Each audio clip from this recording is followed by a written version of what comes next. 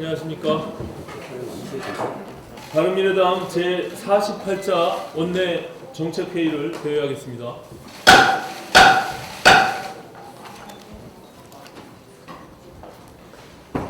어제 국방부 합동조사단이 북한 어선 삼척항 정박사건 자체 조사 결과를 발표했습니다. 합동조사단의 발표 내용은 한마디로 말장난과 책임 회피로 가득한 국민 우롱이었습니다. 합동조사단에 따르면 군 수뇌부는 내부 협의 아래 경계작전이 정상적으로 시행됐다는 거짓 브리핑을 하기로 결정했고, 청와대 국가안보실은 국방부의 거짓말을 알고도 이를 묵과했다고 합니다. 그동안 바른미래당을 비롯한 야권이 주장했던 정부 당국의 은폐 조작 사실이 만천하에 드러난 것입니다. 그러나 국방부가 내린 결론은 황당하기 짝이 없습니다. 누군가 거짓 브리핑을 지시했지만 은폐 조작은 없었다는 것입니다. 남의 돈은 훔쳤지만 절도는 없었다. 이런 말과 같은 것입니다. 거짓 브리핑을 지시한 것이 은폐 조작인데 은폐 조작이 없었다니 지금 국민을 우롱하는 것입니까? 그렇게 우습게 보입니까? 청와대도 마찬가지입니다. 국방부의 거짓말을 묵과했다는 조사 결과가 나왔는데도 은폐 조작에는 가담한 적이 없다고 발뺌을 합니다. 발뺌을 하기로 작정을 했으면 일관성이라도 있어야 하는데 가담한 적은 없다면서 청와대 자체 조사를 통해 국가안보실 1차장을 엄중 경고했다고 하니 지금 청와대와 국방부가 짜고 개그 콘서트를 벌이는 것입니까? 청와대와 국방부가 조사 결과 발표 단계에 이르러서까지 뻔뻔한 거짓말과 책임 회피로 국민을 우롱하는 이 상황에서 더 이상 국정조사를 미루는 일 자체가 국민에게 죄를 짓는 일입니다. 민주당은 국정조사를 즉각 수용하기 바랍니다. 또한 현장 지휘관 몇 명에게 책임을 전가하고 유야무야 덮을 일이 아닙니다. 정의용 안보실장과 정경두 국방부 장관부터 책임을 지고 물러나야 합니다. 두 사람이 끝까지 버티면 그 다음 화살은 문재인 대통령을 향하게 된다는 것을 분명히 경고합니다. 안보만 문제가 아니라 경제도 난리입니다. 경제가 성공으로 가고 있다는 현실과 동떨어진 소리로 국민을 어리둥절하게 했던 문재인 정부가 결국 어제 올해 경제 성장률 전망치를 또다시 낮췄습니다. 지난해 7월에는 올해 우리 경제가 2.8% 성장할 것이라고 했다가 5개월 만에 2.6에서 2.7%로 조정하더니 어제 또다시 2.4에서 2.5%로 성장률 전망치를 낮춘 것입니다. 경제 성장률 2.5%는 지난 4월 한국은행이 이미 내놨던 수치입니다. 그러나 미중 무역 분쟁을 겪으며 투자와 수출이 동시에 추락하고 올해 1분기 GDP 성장률이 마이너스를 기록하면서 전문가들은 2.5% 달성도 어렵다는 진단을 일찌감치 내놓은 바 있습니다. 정부의 뒤늦은 경제 성장률 전망치 조정은 책임 회피의 성격이 짙습니다. 정책 실패가 아니라 대외 여건 악화의 원인을 돌리며 이 난국을 초래한 책임을 물타기 하려는 것입니다. 그러나 선후 관계가 잘못됐습니다. 대외 여건의 악화 이전에 엉터리 정책인 소득주도 성장이 1차적으로 문제인 것입니다. 소득주도 성장으로 이미 망쳐놓은 경제에 대외 변수가 겹치면서 진퇴양난의 상황에 처하게 된 것입니다. 정부는 어제 경제 성장률 전망치를 낮추면서 하반기 경제정책 방향을 내놓았지만 무너지는 경제를 살릴 수 없고 단기적인 경기 부양 효과도 기대하기 어려운 면피성 대책에 불과합니다. 기업의 세액공제를 늘리고 공공일자리와 SOC 사업에 재정을 투입하는 것은 문재인 정부가 지난 2년간 지속적으로 반복했던 일을 한 번 더 하는 것에 불과한 것입니다. 근본적인 경제정책 수정 없이 아무리 세제 혜택을 주고 재정을 투입해 본들 상황은 달라지지 않는다는 것을 지난 2년간 충분히 입증됐습니다. 멀리 내다보고 우리 경제의 체질을 바꾸는 고단한 작업을 지금이라도 시작해야 합니다. 소득주도 성장은 폐기하고 최저임금은 동결하고 규제개혁과 노동개혁을 통해 신성장 산업을 육성하는 길 말고는 다른 길이 없습니다. 문재인 정부의 각성을 다시 한번 촉구하는 바입니다. 정책위의장 최일입니다. 지난달부터 저는 법 개정이 아닌 시행령 개정으로 시장 질서를 바로잡고 공정 경제를 구현할 수 있는 방안을 제안하고 있습니다. 오늘 제안할 개선 방안은 상장 회사의 주요 주주에 대한 신용공여 금지 제도입니다. 현행 상법에서는 회사 자금을 주요 주주 등이 사적 이익에 활용하는 것을 막기 위해 상장회사가 그 회사의 주요 주주 및 임원과 같은 특수 관계자에게 자금을 대여하거나 담보를 제공하는 등의 신용공여 행위를 금지하고 있습니다. 다만 회사의 경영 건전성을 해칠 우려가 없는 신용공여는 시행령에서 예외적으로 허용하고 있습니다. 그런데 문제는 이 예외사항을 정한 시행령입니다. 현행 상법 시행령에서는 회사의 경영상 목적을 달성하기 위하여 필요한 경우에는 특수관계자에게도 신용공여를 가능하도록 허용하고 있습니다. 예외가 이렇게 포괄적으로 허용되다 보니 상위법이 무력화되는 독소 조항으로 활용되고 있습니다. 일례로 주주인 부실 계열사를 지원할 목적으로 저금리로 자금을 빌려준다거나 경영권 방어 목적으로 지배주주가 회사 자금을 활용하는 행위를 경영상 목적이 있었다고 주장하면 막기가 어려운 것입니다. 따라서 신용공여 금지 원칙을 무력화시키는 폭넓은 예외 인정으로 상장회사의 기업 가치가 훼손될 수 있습니다. 저는 상법 시행령을 다음과 같이 개정할 것을 제안합니다.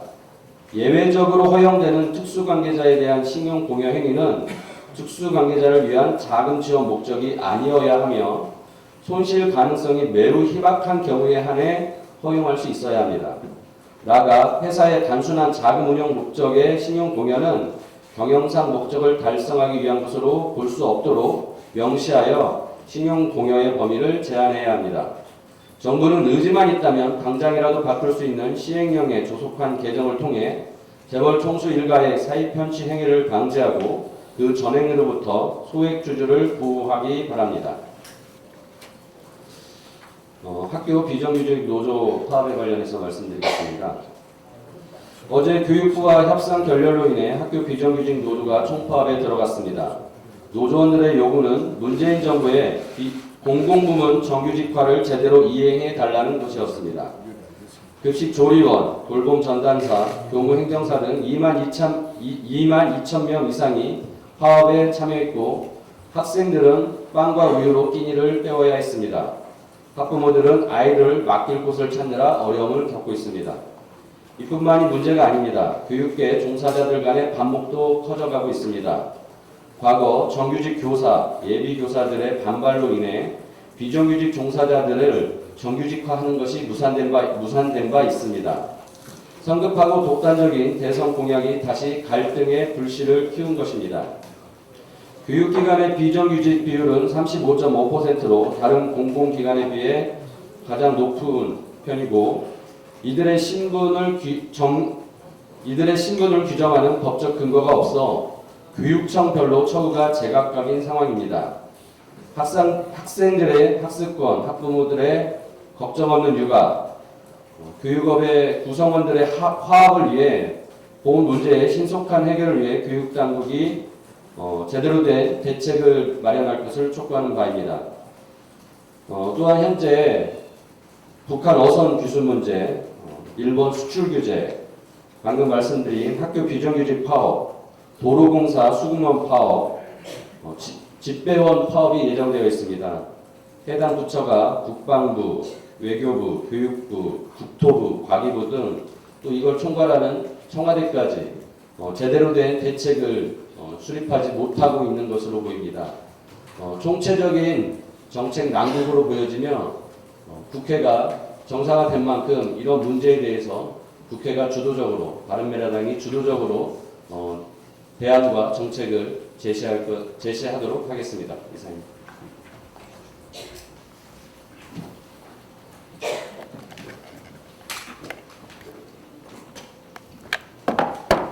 네, 김삼아 의원입니다. 일본 정부가 한국에 대한 수출 규제라는 경제보복 조치를 내놓으면서 한국 경제에 비상이 걸린 것은 물론 양국 관계가 꽁꽁 얼어붙고 있습니다. 일본 내 대표적인 한국통인 후카가와 와세다 교수는 국내 언론과의 인터뷰에서 일본 정부의 보복은 이제 시작이라면서 우리 대법원의 일제 강제징용 피해자 배상 판결 이후에 일본 주요 내각 관료들이 어떻게 한국에 보복할지 공공연하게 언급했는데 한국의 무대응 전략이 참사를 불러왔다고 밝혔습니다. 일본은 외교적 항의가 먹혀들지 않자 결국 비겁하게도 경제보복 카드를 뽑아들었고 이번 수출 규제는 시작일 뿐 추가 보복에 나설 수 있다는 전망입니다.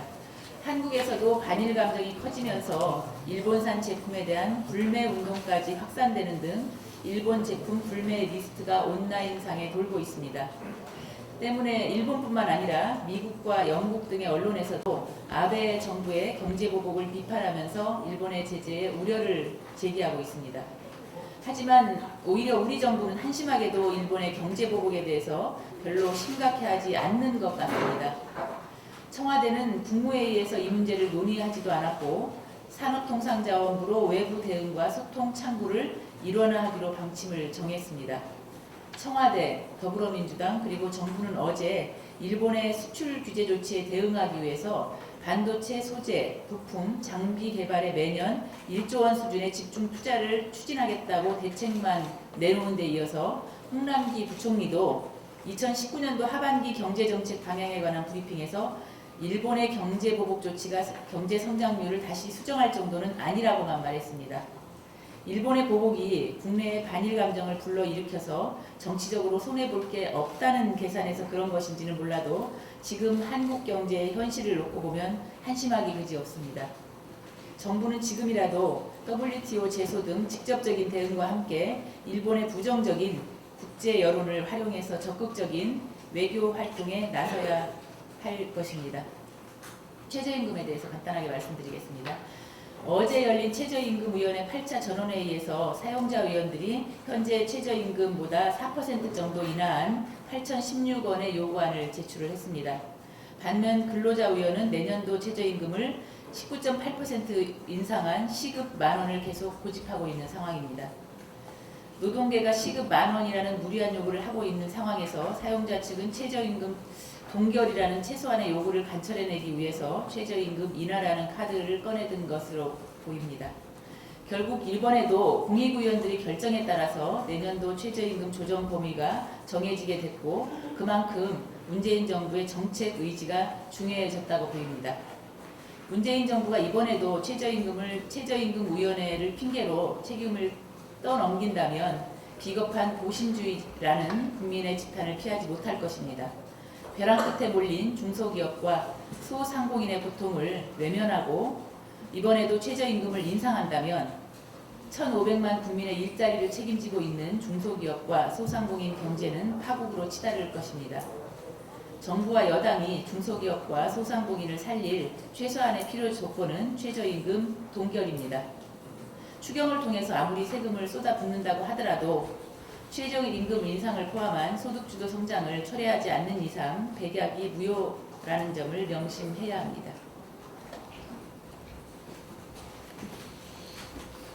제가 두 가지 준비했는데 일단 최저임금 관련해서는 김장원 하셔가지고 중복되는 거 빼고 간단히 말씀을 드리면 민주당에서는 이인영 원내대표가 실력 발휘를 좀 하고 정부에서는 박영선 중소기업부 장관이 최저임금 동결을 위해서 내년 최저임금 동결을 위해서 좀 헌신적인 역할을 해줄 것을 당부드립니다.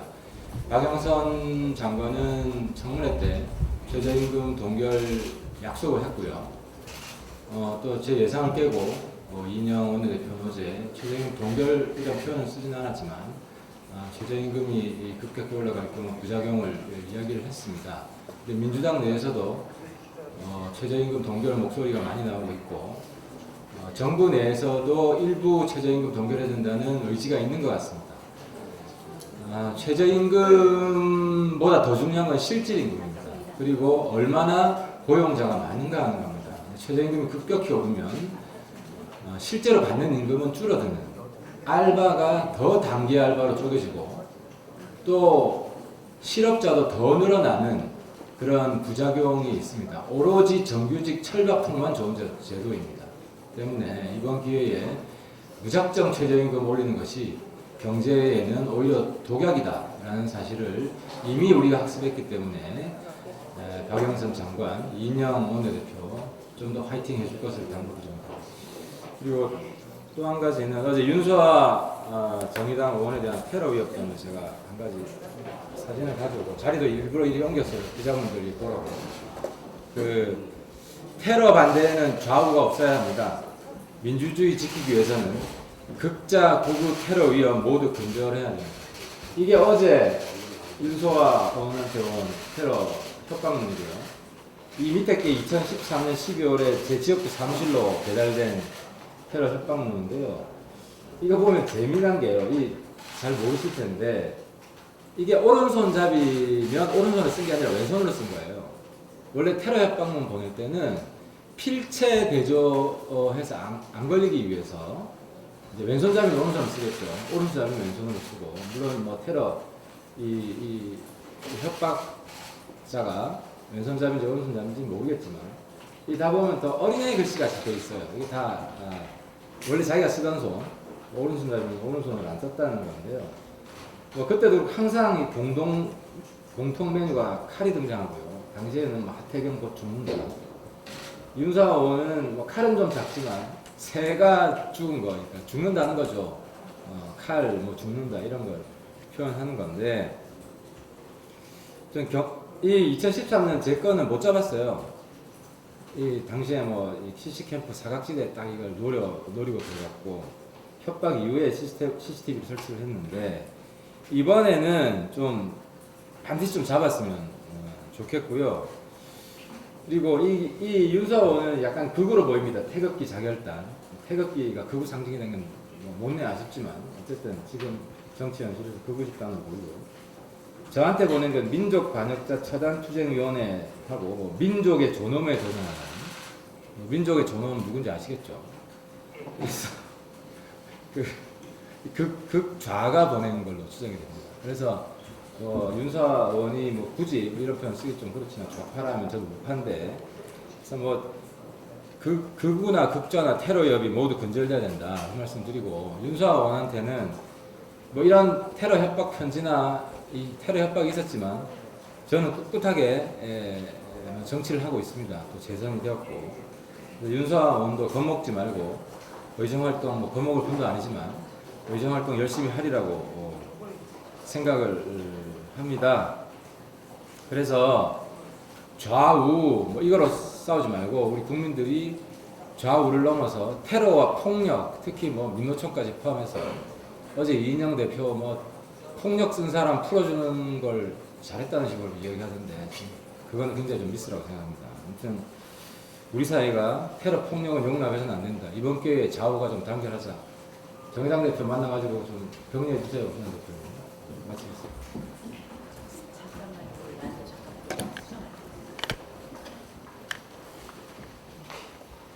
제가 아까 조금 전에 최저임금과 관련해서 발언한 걸 조금 정정을 해서 말씀드리겠습니다.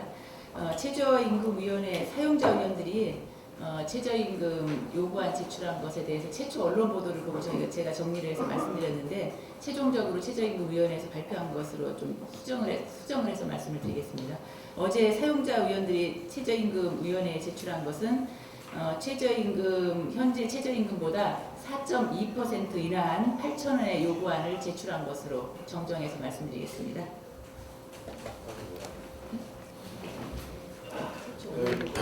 오늘은 수어, 즉 수화 언어에 대해서 말씀드리겠습니다. 지난 6월 29일이 한국 수어의 날이었습니다. 수화 언어는 주로 농인들이 사용하는 언어입니다.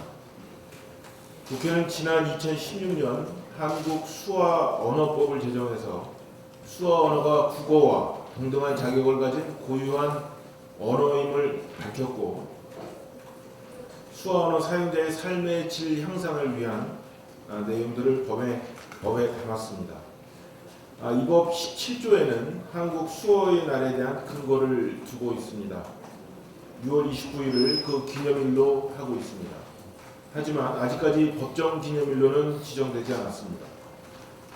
법정 기념일은 행정안전부의 각종 기념일 등에 관한 규정에 의해서 지정되는데 법에 근거를 두고 있는 내용이 규정에 의해 제9시를 못하고 있는 비정상적인 상황에 놓여 있는 겁니다.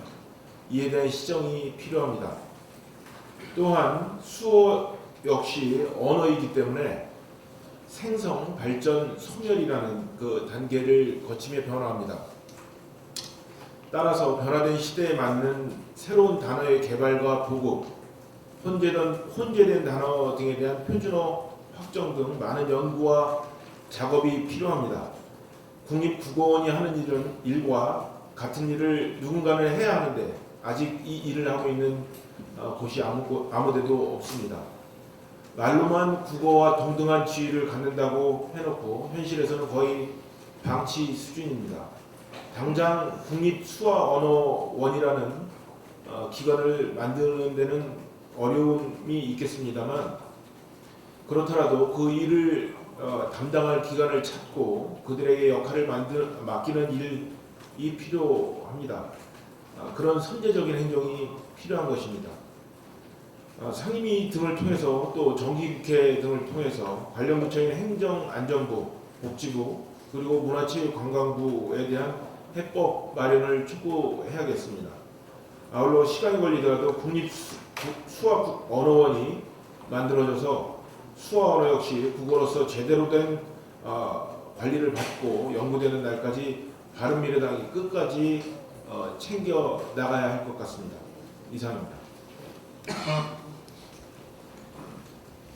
지난 6월 11일 방송통신위원회는 보도자료를 통해서 학계, 언론단체, 관련 전문가, 시민단체 위원 총 12명으로 구성된 허위조작정보 자율규제협의체가 출범했다고 발표했습니다. 오늘 이 협의체의 2차 회의가 열린다고 합니다. 그런데 1차 회의에서 어떤 얘기가 오갔는지, 오늘은 어떤 안건으로 어떤 회의를 하는지 국민도 언론도 전혀 아는 바가 없습니다. 이른바 밀실협의입니다. 1차 회의에서는 협의체 명칭 자체가 적절한지 또 위원들 간의 정치적 편향이 협의체 활동을 왜곡하는 것은 아닌지 등의 우려가 나왔었고 위원을 하지 못하겠다는 얘기까지도 나왔다고 합니다. 허위 조작 정보가 무엇인지 누가 그 여부를 판단할지 기준도 없는 민감한 주제를 갖고 열리는 협의체인 만큼 내부에서도 그 우려가 표출되고 있는 것입니다. 사실상 이 협의체는 출범 자체에 내용적으로나 절차적으로 정당성이 결여되어 있습니다. 첫째, 허위 조작 정보라는 자칫 표현의 자유를 제한할 수 있는 민감한 주제를 다루는 위원 선발에 있어서 그 기준이나 요건에 대한 설명이 전혀 없었습니다. 정부는 개입하지 않겠다고 했지만 실제로 위원 선발은 방통위가 했습니다. 또 나라 예산이 지출되는 만큼 자율규제라는 명칭 자체가 어불성설입니다. 둘째, 이 협의체에는 정작 자율규제의 당사자인 업계가 배제된 상태로 그 실효성이 의심스럽습니다. 사실상 업계들은 이미 한국인터넷정책자율기구의 키소의 전문가 풀을 활용한 가짜뉴스 신고센터를 운영하고 있고 문제되는 기사에 대해서 임시 조치를 하고 있는 상황입니다. 저는 작년에 방통위 국정감사에서 가짜뉴스에 대한 정부 대책이 표현의 자유를 제한하거나 정권을 위한 대책이 되어서는 안 된다고 지적한 바 있습니다. 앞으로도 방통위는 협의체의 회의 내용과 과정을 국민과 언론 앞에 투명하게 공개하기 바랍니다. 이 협의체가 자율규제라는 이름으로 정권의 입맛에 맞는 언론 길들이기 혹은 특정 매체의 언론을 제한하기 위한 수단인지 아닌지는 국민들이 판단할 것입니다. 한 가지만 더 말씀드리겠습니다. 어제 언론을 통해서 지난달 말에 KB 국민카드 고객 2,000여 명의 신용카드 번호가 해킹되어 유출된 사실이 보도되었습니다. KB카드 측은 해킹이 확인된 즉시 해당 카드를 정지시켰기 때문에 금전적 피해는 없다고 밝혔지만 또다시 일어난 정보 유출 사고에 민심은 싸늘하기만 합니다. 빈 공격이라고 불리는 이번 해킹 방식은 카드 일련 번호가 만들어지는 방식을 바탕으로 카드 번호를 조합해서 실제 카드를 알아내는 것입니다. 해커들은 이 카드로 아마존에서 결제가 가능한지 시도를 먼저 해본 뒤에 유효 카드들을 골라내서 팔아넘겨 이득을 취해왔습니다. 금융기관에 대한 빈 공격은 이번이 처음이 아닙니다. 과거 2017년 시티은행 체크카드 번호가 빈 공격으로 노출된 바 있으며 은행들을 상대로 한 빈 공격이 지속적으로 이루어지고 있음에도 유출 사고를 막아내지 못한 것입니다. 그동안 개인정보마저 공유하는 시대라는 비판의 목소리가 나올 만큼 우리나라 개인정보 유출 사고는 끊임없이 터져나오고 있습니다. 방통위에 따르면 이미 2017년에 해킹 사고 등 정보 보호에 대한 허술한 관리로 유출된 개인정보만이 2억 건이 넘었던 상황이었습니다. 이러한 일련의 정보관리 실패가 개인정보 활용에 대한 국민적 반감을 키워왔습니다. 유출사고의 반복은 개인의 물적, 정신적 피해를 야기할 뿐 아니라 4차 산업혁명 시대 원유라고 불리는 데이터 활용을 가로막으며 산업발전 저해로까지 이어지고 있습니다. 국가 미래마저 망치는 개인정보 유출 문제에 대해서는 철저한 조사와 강력한 처벌이 이루어질 수 있도록 금융위, 과기부 등 정부 당국이 나서야 합니다. 특히 정부가 개인정보를 관리해야 하는 사업자들에 대해서 빈틈없는 보안 관리를 통해 유출 사고를 사전에 예방할 수 있도록 엄정한 관리 감독에 나설 것을 촉구하는 바입니다. 이상입니다. 네, 이동석 안내수입니다. 교육부의 교과서 감탄 포토식 수정 도를 넘었습니다. 교육부가 초등교과서를 저자의 도움 없이 무단 수정한 범죄행위가 검찰의 수사와 기소로 드러났습니다. 문재인 대통령 취임 3일 만에 행정명령 제2호로 국정교과서를 폐지하자 김상곤 교육부 장관은 역사교과서 국정화 진상조사위원회를 발족하는 등 박근혜 정부의 역사교과서 국정 작업을 적폐로 몰아세웠습니다. 그리고 박정배 역사교과서 국정화에 대해서 권력이 역사를 독점하려 한 불법적 사태로 요약된 벽서까지 발간한 바 있습니다.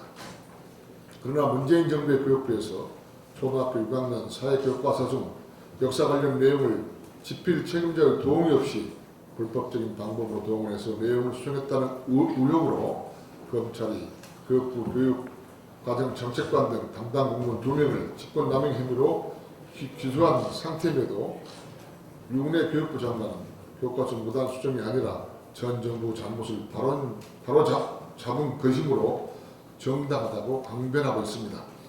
국정교과서 저자 권리는 국가의 소유라고 할지라도 그 저작된 국정교과서 내용을 수정하려면 반드시 저자의 동의가 우선되어야 하는 것은 마땅한 일입니다. 그런데 교육부는 그 절차를 합법으로 위장해 국민을 속이려고 한다는 의혹이 있습니다. 검찰의 기소 내용을 따르면 교육의 정치적 중립성을 훼손한 것은 물론 교과서 저자의 저작물을 개정하기 위한 정치적 성향 인물들로 채운 기상물을 만들어 교과서를 수정하고도 그 사실을 교과서에 표시하지 않는 범죄를 저질렀다는 것입니다. 이러한 밀행적 교육 행정은 교육을 정치적으로 타락시켜서 정치적 화당적으로 이용하려는 음흉한 교육 정책이라는 것이 전국 많은 학부모들과 교육 전문가들의 이야기입니다. 국가가 자녀 교육을 부모 대신 맡아서 하는 의무교육일수록 더욱더 정치적 중립이 지켜져야만 합니다. 그런데 감성이 예민한 유년기 초등학생들에게 교과서가 아닌 정권의 정당성을 강조하는 정치 형식물이 배포되는 것은 절대로 납득할 수 없는 일입니다. 국회가 교육부의 교과서 무단 수정과 조작에 대해 철저하게 진실을 밝히고 책임자를 엄중 처벌해야 합니다. 감사합니다. 예, 공개 발언 더 이상 없으시면 비공개로 진행하겠습니다. 박수해 주십시오.